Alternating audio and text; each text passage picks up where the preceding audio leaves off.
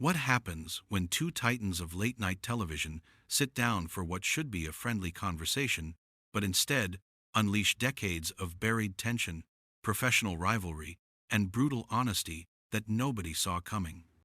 The answer is about to shock you, because what started as a standard celebrity interview turned into one of the most explosive confrontations in talk show history. And it all happened live in front of a studio audience that could barely believe what they were witnessing. Before we get into this incredible story, make sure you hit that subscribe button and drop a comment below telling us who you think was in the right here, because this situation is way more complicated than it first appears. The stage was set for what everyone assumed would be a light-hearted reunion. Jimmy Kimmel had extended an invitation to David Letterman, the legendary host who had ruled late night for over 3 decades before retiring. The audience was buzzing with excitement, expecting funny anecdotes, nostalgic callbacks, and the kind of easy banter that comes when two professionals who respect each other share the screen. Jimmy opened the show with his usual monologue, making jokes about current events and building up the anticipation for his special guest. When he finally announced David Letterman, the crowd erupted in applause. David walked out with that familiar, slightly awkward gait, waving to the audience as they stood and cheered. He took his seat across from Jimmy, and the two shook hands with what seemed like genuine warmth. Jimmy started with the softballs, asking David how retirement was treating him, whether he missed the daily grind of producing a show, and what he had been up to since leaving the spotlight. David answered with his characteristic dry humor, making self-deprecating jokes about his beard and his newfound love of doing absolutely nothing. But then something shifted. Jimmy, perhaps trying to create a more memorable moment, or maybe following a predetermined plan, decided to push into territory that was far more personal. He leaned forward with a smile that did not quite reach his eyes and said, "You know, Dave, I have to ask you something that I think a lot of people wonder about. When you retired, you gave this farewell speech about how late-night television was changing, how it was becoming something different. Were you talking about shows like mine?" The question hung in the air like a challenge. David's expression changed almost imperceptibly, a slight tightening around his eyes, a pause that lasted just a beat too long. The audience, sensing the shift in energy, grew quieter. David cleared his throat and replied, "Well, Jimmy, I think what I was saying was that the format has evolved. Comedy has evolved. The relationship between host and audience has changed with social media and viral clips and all of that." Jimmy was not satisfied with that answer. He pressed on, his tone still light, but with an edge creeping in. "But you specifically said that late night was becoming too soft, too concerned with being liked instead of being funny." That sounded like a pretty direct criticism of the current generation of hosts, and I am part of that generation. David shifted in his seat, his jaw tightening slightly. He had spent decades deflecting uncomfortable questions with humor, but something about this moment seemed to crack through his usual defenses. "You want me to be honest with you, Jimmy?" he asked. The audience was completely silent now. "Because I can be honest with you, if that is what you really want." Jimmy spread his hands in a gesture of openness.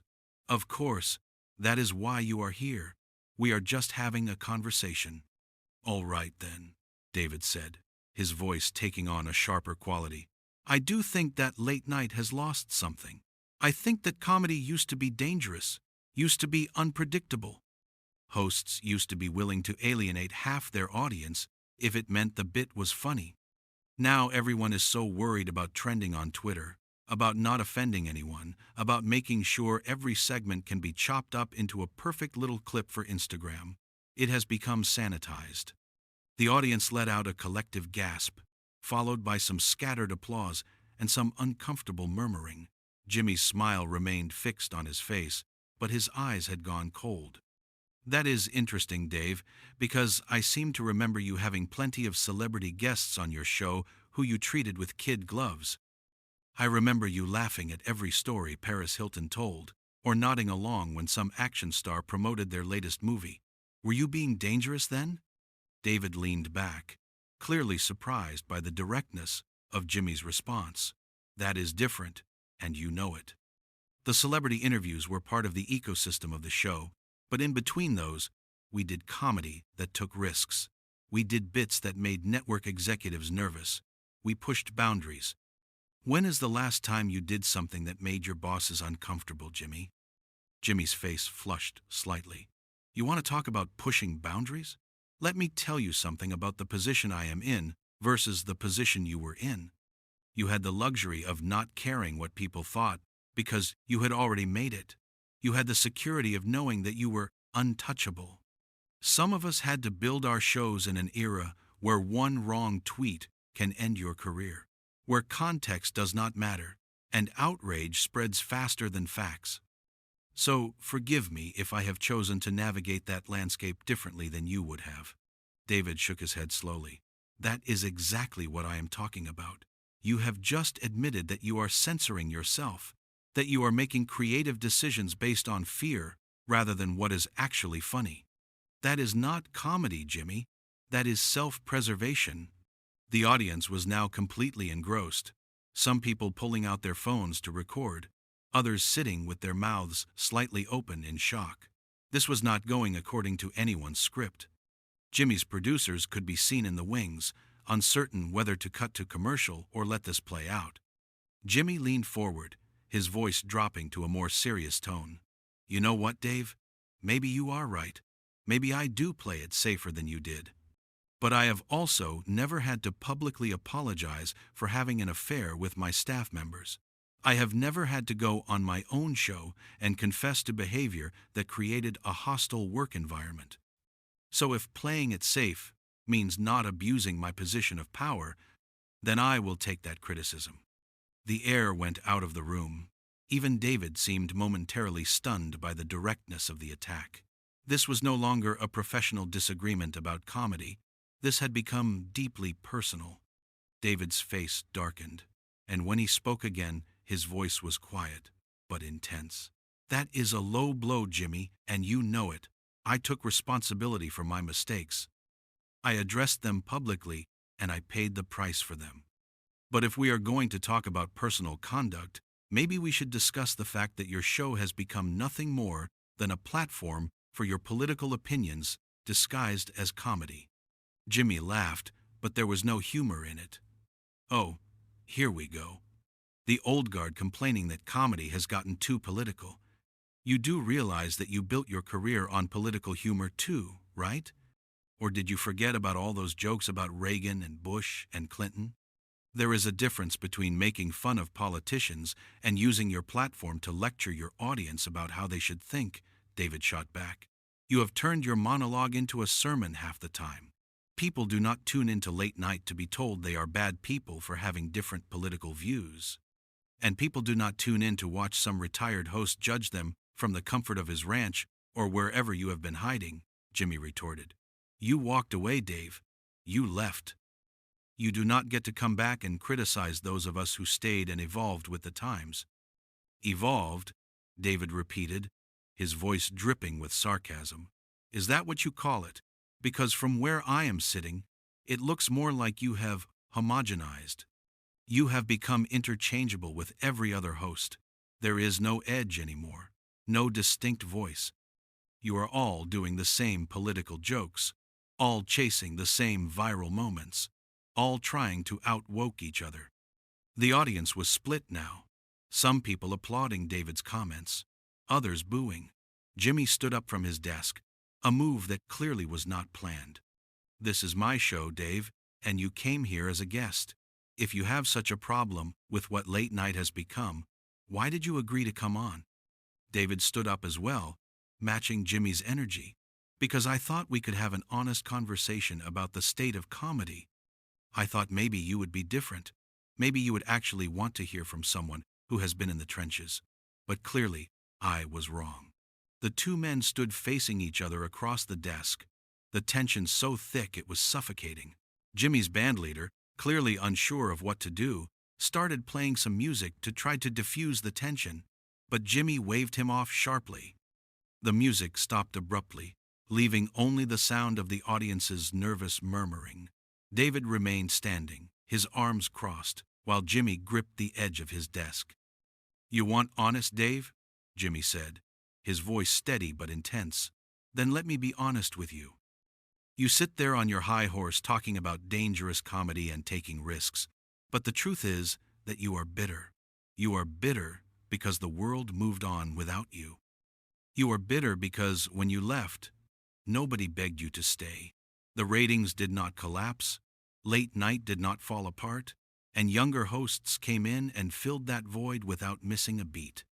That must be hard for someone with an ego like yours to accept." David's eyes narrowed. "You think this is about ego? You think I am jealous of what you have built here? Jimmy, I have nothing to prove. I did my time. I earned my legacy. What bothers me is watching people like you squander the platform you have been given. You have millions of viewers every night, and you use that time to tell safe jokes and chase applause instead of laughs. There is a difference between chasing applause and making comedy that actually matters," Jimmy countered. "You act like being offensive for the sake of being offensive is some kind of noble pursuit. It is not. It is lazy. Real comedy punches up, not down. Real comedy challenges power structures, not marginalized people." David threw his hands up in frustration. "And there it is. The talking points. You sound like you are reading from a handbook, Jimmy. Comedy does not have rules about who you can and cannot make fun of. Comedy is about finding the truth in absurdity, about making people laugh even when they are uncomfortable. The moment you start putting boundaries around what is acceptable, you have killed comedy. A fight. Or maybe I have just evolved past the point where I think cruelty is the same thing as comedy," Jimmy shot back. "You know what your problem is, Dave? You think that because you got away with certain things in your era, that means those things were okay, but they were not. The audience just did not have a voice back then. Now they do. And if that makes you uncomfortable, that is your problem, not mine." The audience was now actively engaged, some shouting their agreement with one host or the other. David took a step closer to the desk, his voice rising. "You want to talk about the audience having a voice? Fine, but do not pretend that you are listening to them. You are listening to Twitter. You are listening to a vocal minority that does not represent the millions of people watching at home.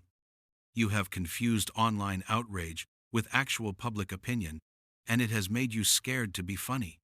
Jimmy came around from behind his desk now, closing the distance between them. "I am not scared to be funny, Dave. I am conscious of the impact my words have. That is called being responsible. That is called understanding that I have a platform that reaches people from all walks of life, and maybe I do not want to use that platform to make trans people feel like garbage or to reinforce stereotypes about minorities. If that makes me less edgy in your eyes, I will wear that badge proudly." David laughed bitterly. "And there it is again. You are accusing me of being a bigot now? Because I think comedy should not be constrained by political correctness? You are proving my point, Jimmy. You cannot even have a conversation about the craft of comedy without turning it into a moral judgment." "I am not calling you a bigot, Dave," Jimmy said, his voice quieter but no less intense. "I am saying that the world has changed, and comedy has to change with it. The things that got laughs in 1995 do not get laughs now, and there is a reason for that. People are more aware, more educated, more conscious of how words affect others. If you see that as a bad thing, then maybe you are the one who is out of touch." David shook his head slowly, a sad smile crossing his face. "You really believe that, do not you? You really think that comedy should be about making people comfortable, about affirming their worldviews and making them feel good about themselves? That is not comedy, Jimmy. That is therapy. That is a support group. Comedy is supposed to challenge people, to make them question things, to take them to uncomfortable places and force them to laugh despite themselves." "And what you are describing is not comedy either, Dave," Jimmy responded. "What you are describing is a comedian's excuse for not growing, for not adapting, for not recognizing when their material has crossed a line from provocative to harmful." You hide behind this idea of dangerous comedy, but really, you are just nostalgic for a time when you did not have to think about the consequences of your words. Consequences? David repeated, his voice heavy with disdain. That is what this all comes down to, is it not? You are all so terrified of consequences. Terrified of losing sponsors, terrified of being cancelled, terrified of saying the wrong thing and having your career destroyed. So you play it safe. You tell jokes that everyone agrees with, you punch up at the easy targets, and you congratulate yourselves for being on the right side of history. The audience was now shouting, some in agreement, some in disagreement. The room divided. Jimmy's producers were frantically signaling from offstage, but both men ignored them completely. Jimmy pointed his finger at David, his frustration boiling over. You know what your real problem is? You cannot stand that you are not relevant anymore. You cannot stand that people like me, people like Stephen, people like Trevor when he was hosting, we have connected with audiences in ways that you never did. We have built communities. We have made our shows about more than just getting laughs. We have made them about something. Made them about something, David scoffed. You have made them about your own self-importance. You have turned late night into a pulpit where you can preach to your congregation about whatever issue you have decided is important that week. You have forgotten that people tune in to escape, to laugh, to forget about their problems for 30 minutes. Instead, you remind them of everything that is wrong with the world and then pat yourself on back for being so brave. Maybe people need to be reminded, Jimmy said firmly. Maybe comedy has a responsibility to do more than just distract people. Maybe it can actually make a difference, actually change minds, actually move the culture forward. You see that as a weakness? I see it as evolution. David stepped even closer, his voice dropping to an intense whisper that the microphones barely picked up. You want to know what I see, Jimmy? I see someone who is so desperate to be liked, so desperate to be seen as one of the good guys, that you have sacrificed your comedic integrity. You have become a spokesperson instead of a comedian.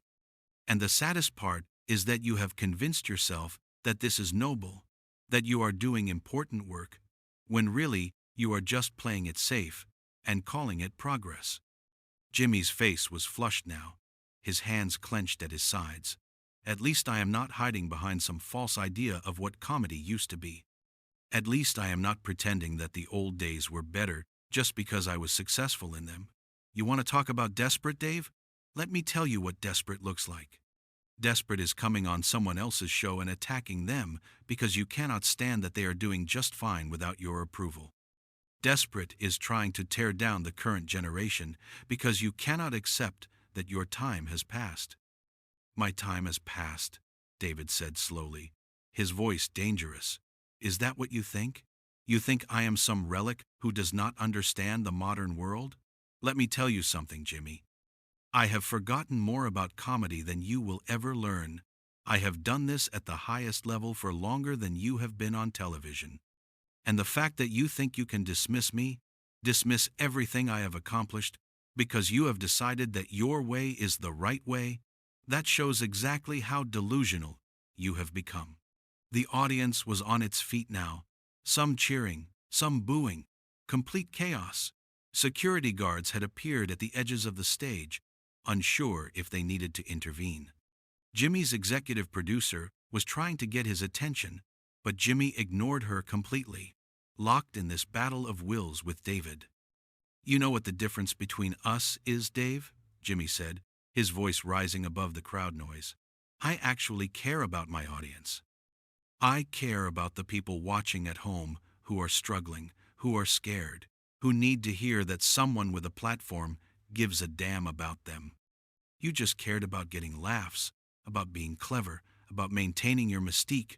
That is not brave, Dave. That is just selfish. Selfish, David repeated, his anger now fully visible. You want to talk about selfish? How about using your show to push your political agenda on people who just want to laugh? How about making your audience feel guilty if they do not agree with your opinions? How about dividing people into camps of who is enlightened and who is not? That is not caring about your audience, Jimmy. That is manipulating them. I have never manipulated anyone, Jimmy said through gritted teeth. I have been honest about who I am and what I believe. That is more than I can say for you. Hiding behind this facade of just being a comedian, when really you are just as political as anyone, you just pretended you were not. The two men were now face to face, neither backing down. The tension had reached a breaking point. David and Jimmy stood inches apart, both breathing heavily, the audience a roaring wall of sound behind them. For a moment it seemed like the situation might actually become physical, but then David took a step back and let out a long breath. "You know what, Jimmy? I did not come here for this," David said, his voice suddenly tired. "I came here because I thought maybe, just maybe, we could have a real conversation about what has happened to comedy. But I see now that you are not interested in that. You are interested in defending your choices and attacking anyone who questions them." Jimmy ran a hand through his hair, his own anger still simmering but controlled. "That is rich coming from you, Dave. You came on my show and immediately started criticizing everything about how I do things. You attacked my comedy, my values, my entire approach. And now you are acting like you are the victim here? That I am the one who made this hostile?" "Because you asked me to be honest," David replied sharply. "You specifically said you wanted honesty. Well, here it is. I think late-night television has become a joke, and not in the good way. I think it has lost its soul. And yes, I think you are part of that problem, but I also think you are talented, Jimmy. I think you have real skill. That is what makes it so frustrating to watch you waste it on being safe." The audience had quieted somewhat, sensing that the energy was shifting. Jimmy laughed without humor and shook his head. "You think you are giving me some kind of compliment by saying I am talented but wrong?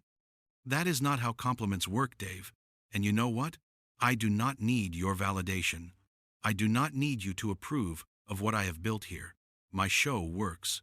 My audience is engaged. I am doing exactly what I set out to do." "And what is that exactly?" David asked, genuine curiosity mixing with his frustration. "What did you set out to do, Jimmy? To make people laugh or to make people agree with you?" "Why can it not be both?" Jimmy shot back. "Why does comedy have to exist in some pure vacuum where we pretend the world is not burning down around us? You talk about escape, about giving people a break from their problems, but Dave, some of us think that comedy can do more than that. Some of us think it can actually matter." David sighed deeply, his shoulders sagging slightly. "And that right there is where we fundamentally disagree. The moment you start thinking your comedy matters in some grand political or social sense, you have lost the plot. Comedy matters because it makes people laugh. That is it. That is the whole thing. When you add all these other objectives, when you start thinking you are some kind of social justice warrior with a desk and a microphone, you stop being funny. You become preachy. Or maybe I just care about something more than getting laughs from people who think cruelty is comedy," Jimmy responded, his voice steady. "Maybe I care about using my platform to actually make a positive difference instead of just entertaining people at the expense of others. You call that preachy, I call it responsible." Jimmy took a deep breath, visibly trying to calm himself. "You keep acting like I am scared, like I am holding back. But the truth is, I have made deliberate choices about the kind of show I want to do and the kind of comedian I want to be. Those choices are not fear, Dave. They are values. I value inclusion. I value kindness. I value making sure that my comedy does not contribute to making the world a worse place. If that is not edgy enough for you, I truly do not care." "Values," David repeated, his voice softer now but no less cutting. "Jimmy, you are hiding behind values to avoid taking risks. You are using morality as a shield against criticism. And the problem is that your audience can tell. They can feel that you are holding back, that you are calculating every joke to make sure it passes some kind of ideological purity test." "Maybe I do have boundaries that I will not cross," Jimmy admitted, surprising both David and the audience. Maybe I do think before I speak. Maybe I do consider how my words might affect people who are already struggling, already marginalized, already hurting. And you know what, Dave? I am okay with that. I sleep well at night knowing that my comedy is not adding to someone's pain. The audience applauded, a warm, supportive sound that clearly boosted Jimmy's confidence. David listened to the applause and nodded slowly. That is a beautiful sentiment, Jimmy. It really is. But you are lying to yourself if you think that is why you make the choices you make. You make those choices because the alternative is too risky. You make those choices because you are afraid of the mob, afraid of being labeled, afraid of losing everything you have built. Jimmy's jaw tightened. You do not know me, Dave. You do not know what I am afraid of, or what motivates me. You are projecting your own cynicism onto me because you cannot imagine that someone might actually want to be better, might actually want to grow beyond the outdated idea that comedy has to be mean to be funny. The room had gone very quiet. When Jimmy finally spoke again, his voice was different, more vulnerable. You want to know the truth, Dave? The real truth? Yes, I am careful. Yes, I think about consequences. And you are right. Part of that is because I am scared. I am scared of saying something that ruins someone's day, that makes someone who is already struggling feel even worse. But that does not make me less of a comedian. It makes me a different kind of comedian than you were. David listened, his expression unreadable. And what kind of comedian is that? The kind who thinks comedy can heal instead of harm, Jimmy said simply. The kind who believes that making people feel seen and understood is just as important as making them laugh. The kind who wants to leave the world a little bit better than I found it. David was quiet for a long moment. Finally, he spoke, his voice gentler. You know, Jimmy, I do not think you are wrong to want those things.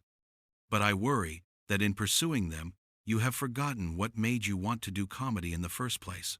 I worry that you have become so focused on being good that you have stopped trying to be great. Maybe greatness looks different now, Jimmy replied. Maybe greatness is not just about how hard you can make people laugh, but about how deeply you can connect with them. Or maybe you are just rationalizing your limitations, David countered, but there was less bite in his words now. Look, Jimmy, we are not going to agree on this. We come from different eras, different philosophies. But I will say this, you clearly care about what you do. That matters. I may not like all your choices, but I respect that you are making them intentionally. The audience seemed to exhale collectively. Jimmy nodded slowly. I appreciate that, Dave, and for what it is worth, everything you accomplished, it matters. You set a standard that everyone who came after you had to measure themselves against. I may do things differently, but I would not have a show at all if you had not paved the way. David smiled, a real smile this time. That is kind of you to say. I just hope that in 20 years, when you are retired and some young host is doing things completely differently, you remember this conversation. I will, Jimmy promised, and maybe I will handle it better than you did tonight. David laughed genuinely. Probably not. We are all territorial about our legacy, but the truth is, comedy keeps changing whether we like it or not. The audience erupted in laughter and applause. The two men looked at each other for a moment, an understanding passing between them. They had not resolved their differences, but they had aired them honestly. Jimmy extended his hand, and after a brief hesitation, David took it. The handshake was firm, meaningful. As the show cut to commercial, the audience was still buzzing. This was not the friendly reunion anyone had expected. It was two generations of comedy colliding head-on, neither willing to back down. And somewhere in that collision, there was something valuable, something true. If you made it this far, make sure you subscribe to the channel and drop a comment below telling us this. Do you think comedy should prioritize being funny above all else? Or does it have a responsibility to be more thoughtful about its impact? Let us know where you stand on this debate.